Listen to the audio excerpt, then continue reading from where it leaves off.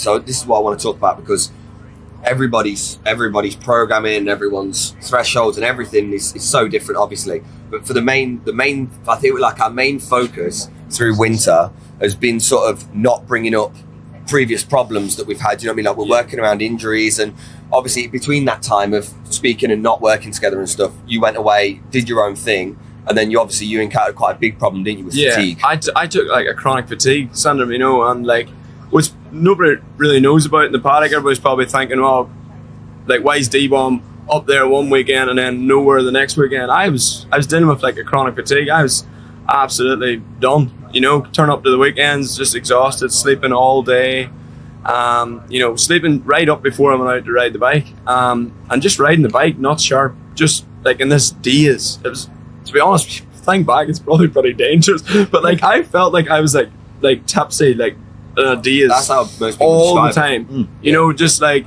if you were talking to me now, I couldn't listen, I couldn't concentrate on you. You know, somebody'd have to be clicking their fingers to get me to wake up.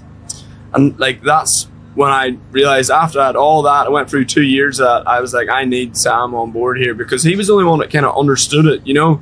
I don't know if you've had people experience it before, but Sam understood it. And like our training, I thought this year was really smart. I thought we didn't go and bust ourselves. We made sure we were being smart, we were recovering right. And we talk multiple times a day to give feedback on.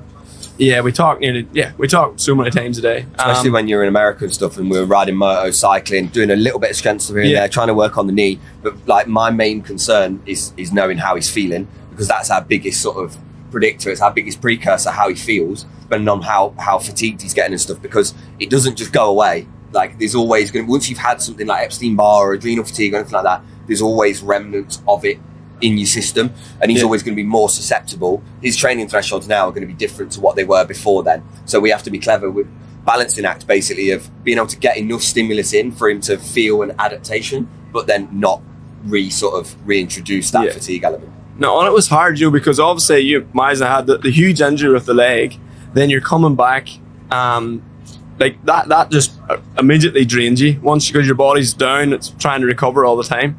And that was, like I said, I need Sam. I'm not going to come back racing unless I've got someone who's going to be like right on me, you know, on my fitness, making sure I'm going to recover. I didn't want someone who was just going to go like, yeah, you need to go and bust yourself again this week, because that doesn't work for me, because I'd just turn up useless at the weekends, you know. But no, it's good. Like I thought we had a really good training, good balance. Yeah. Went to America, was good laugh, you know. Went and done some supercrosses. Well, watch some supercrosses, didn't do some supercrosses.